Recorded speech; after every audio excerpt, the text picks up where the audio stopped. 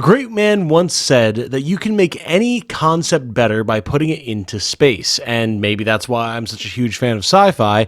Maybe it's why this game that we're talking about today is so very cool.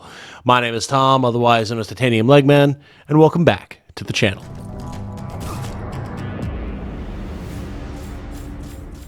Hello everyone, if you enjoy what I do, including covering demos for upcoming turn-based strategy or tactics titles, such as today's topic, Space Scum, then a like on this video and a subscription to the channel would be very much appreciated. Thank you so much.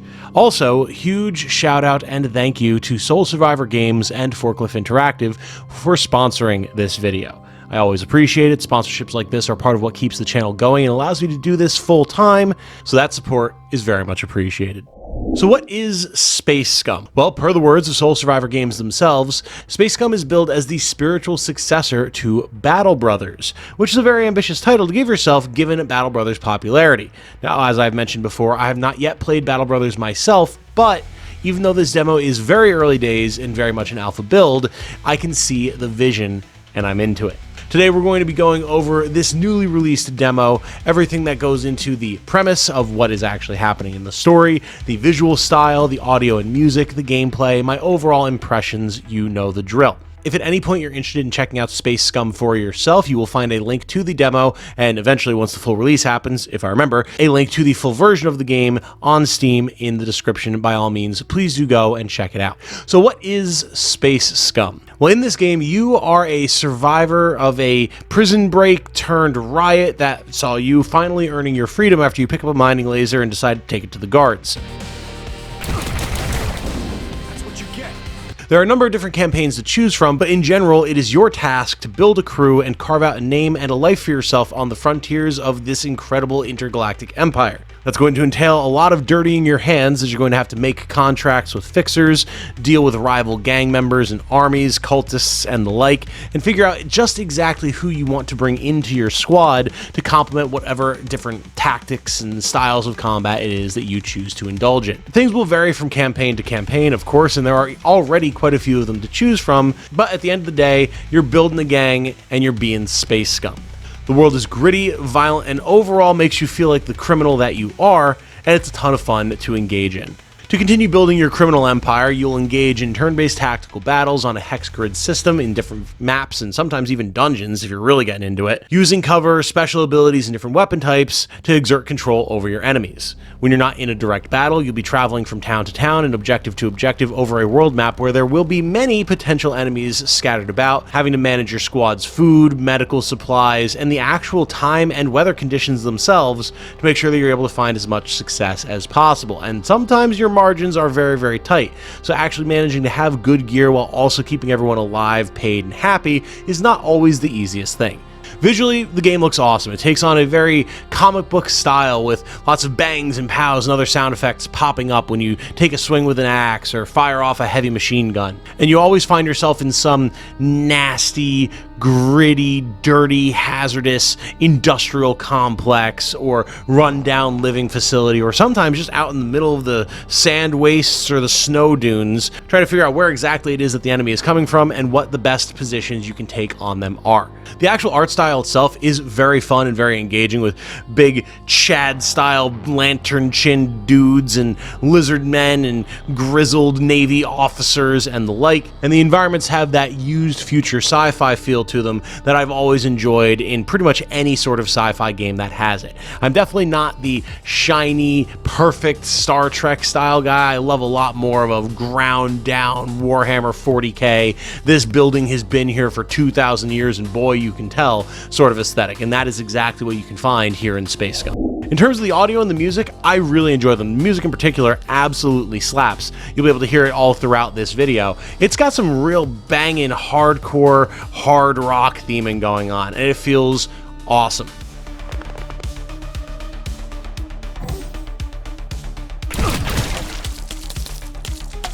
There's nothing quite like deciding to wind up a light machine gun to blow away a bunch of dudes in a corridor right as that guitar starts hitting. It really makes you feel like you're the hero in an action flick, even if you are maybe a little bit of an anti-hero given the context of exactly what it is that you're doing. While I do love the OST, the actual audio of some different weapons and movement and the like can be a little hit or miss. Overall, I do really enjoy it, but in particular, melee weapons tend to feel very low impact, so that is something that I would hopefully like to see changed as the game moves through alpha and eventually into its full release. I mean, if you're hitting someone with like a power hammer in this setting, that needs to sound like someone is being detonated from the inside out at danger close range, you know what I'm saying? Especially with how gory and visceral some of the different executions can be when you get critical hits on things with either guns or melee weapons.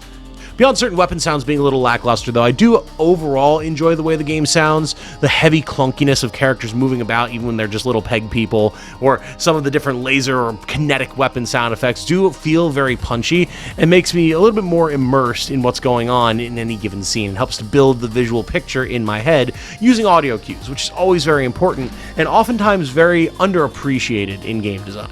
For the gameplay, though, of course, as with most turn-based tactical games, this is where things really begin to shine. There's three major aspects that I enjoy the most: the character customization, the overland exploration and turn-based tactical missions, and then the actual moment-to-moment battle and combat.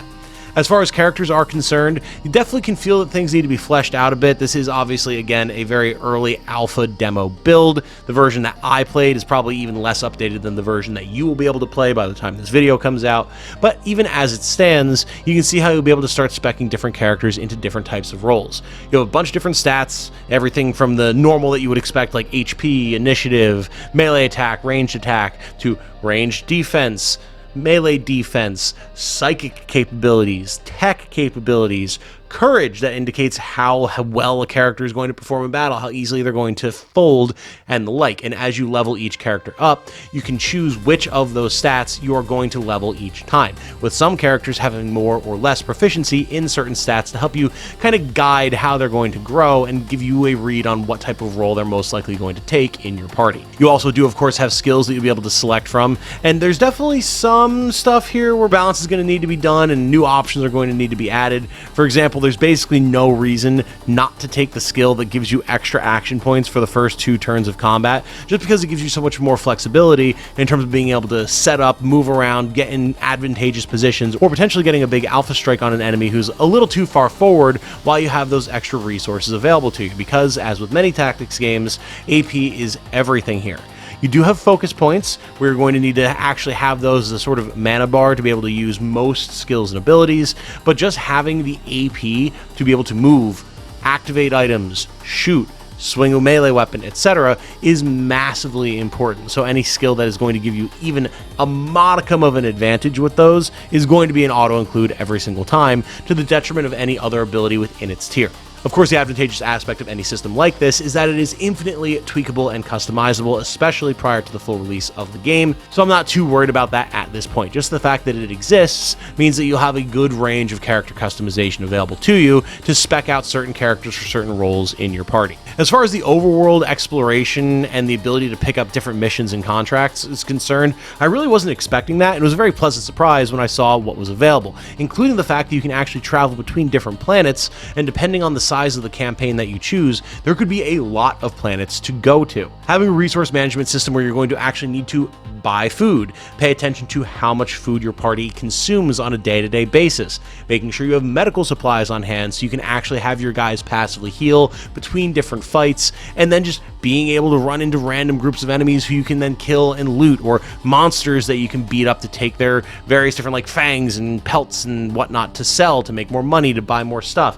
There's a little bit of a open world exploration, almost MMO feel to it to me, where I actually felt like I could just spend a bunch of time exploring the game world and fighting enemies and leveling up my guys and learning how they best synergize together and get rewarded for that before I jump directly into whatever the next mission is going to be. And those missions are actually fairly varied, even this very early state. You do, of course, have your mainline objectives where it's like, go here, find this guy that betrayed you, oh, he's working for this group, go kill them, or maybe interrogate a VIP to find out information that you need, the standard type of stuff that you would expect. But as you travel around a world and find all of the major mission hubs or cities that you're able to go into, you'll be able to access a bunch of different side missions through the Fixer. This can be anything from, hey, just deliver some supplies to a place, and if you get there early, we'll give you a bonus, to go clear out a nest of vermin that are threatening the local population, or go off this random enemy gang that we have beef with. Like, there's a lot of different objectives that you can take on with different mission difficulties, and some of them are just easy to pick up and do on the way to your main objective, and some of them require an entire outing all to themselves. But it keeps the game feeling fresh and more like you're actually managing and building this sort of criminal empire or mercenary company, rather than just following a linear progression through a campaign. And while I do love a good linear tactics campaign experience, having a system where you can actually jump in and be like, I am the leader of this group of ne'er-do-wells, how do we survive, is an entirely different experience, and one that I very much enjoy. In these cities as well, of course, you'll be able to find anything and everything from the general market, where you're able to sell bits and bobs of random gear and monster parts for profit, be able to buy more food and medical supplies as mentioned, to armor smiths and weapon vendors, so you can get some really impressive and like truly powerful gear. I like that we have a scaling system of like common to very rare gear. Always love stuff like that as a veteran of games like Destiny. It's always nice to see. To drone emporiums to improve your character's stats, or robot workshops where you can buy generally worse but very cheap and manageable AI allies to be able to toss into the meat grinder if you can't quite afford or don't want to lose some of your valuable, well-leveled flesh and blood allies.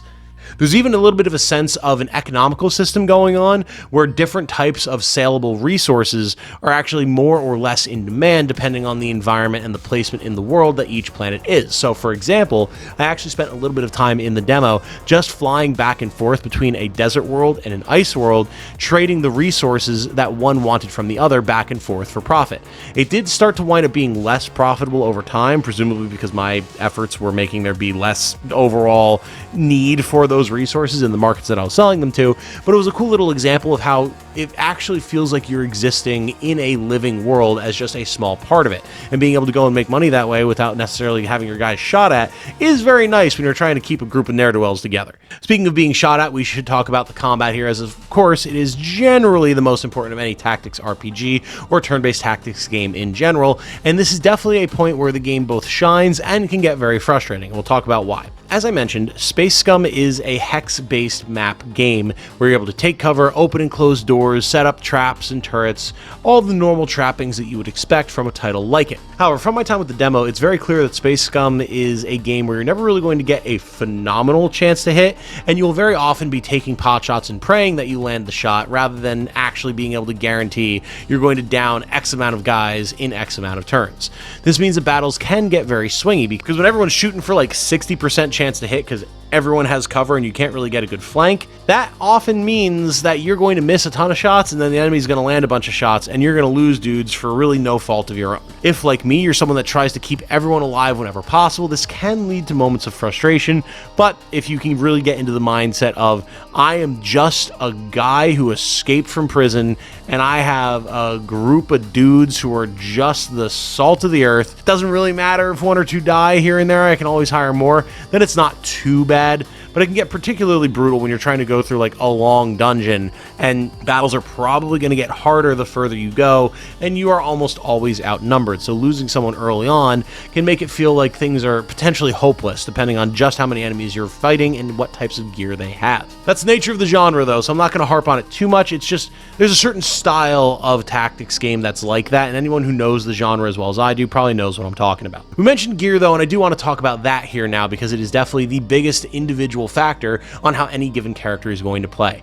You've got assault rifles, sniper rifles, heavy machine guns, rocket launchers, shotguns, pistols, SMGs, all sorts of melee weapons from broken bottles to power axes and everything in between. There's a lot of different ways that you can play any given character, and that's before you even get into the fact that you've got kinetic weapons versus laser weapons, etc. Typically every type of weapon has a normal shot, a special shot, sometimes a special effect, whether it be the need to set up a heavy machine gun, or potentially the fact that you can lay down suppressive fire fire or try to fire multiple times in one turn. Based on my character's stats and what gear was available to me, I very quickly wound up specializing different characters in different types of combat and leaning into those specialties as I leveled them further and tried to buy them or find them new gear. I think this is going to be where Space Scum really thrives, because you can have so many different ways of any given weapon class or even armor type functioning on a different character, and with different skills or modifiers or the like, you can increase the variability of all of those different types of builds even more, and I love that type of thing. There's really nothing quite like finding or buying a new high quality laser assault rifle for your key sharpshooter and watching them just pop multiple heads even behind cover on the second turn of combat. It's very satisfying, it's very gratifying, and it makes the push to continue grinding, continue getting more money, finding new settlements, and buying or getting more gear all the more worthwhile. I absolutely see Space Scum being a game that has a lot of versatility in its gameplay, and that keeps people hooked for quite a while just because of the variety of different types of builds you can do, especially once more are introduced, I imagine, by the time the full release comes around. Add on to that the fact that you can tactically open and close doors, find explosive barrels to blow up, use tech staves to set up turrets, use psychic abilities. There's a lot going on here already, and I feel like even though I put a good 5-6 hours into the demo, I've barely scratched the surface of what's available. So I'm very keen to see what the full release winds up bringing to the table and just how many wacky things I'm able to do with my band of space pirates. And overall, I think that pretty much encapsulates what my feelings are. Is this a very early alpha state game? Sure, absolutely. But even so, just in this demo, I was able to really sink my teeth in and experience a lot.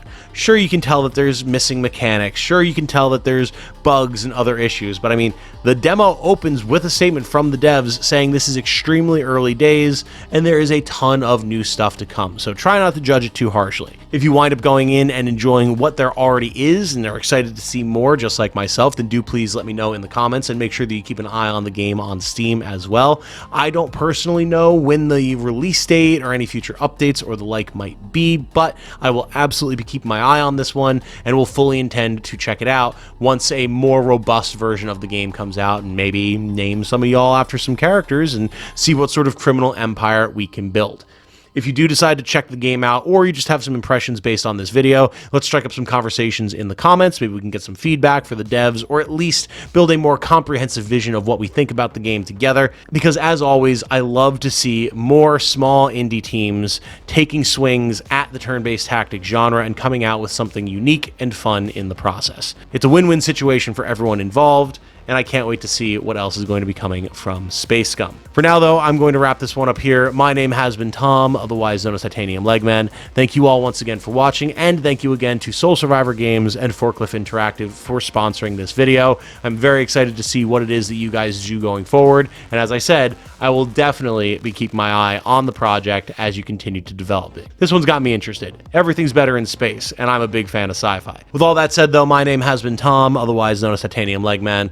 I hope that you all have a good night. Stay safe and healthy out there, everybody. And remember, be good to each other, y'all. Bye now.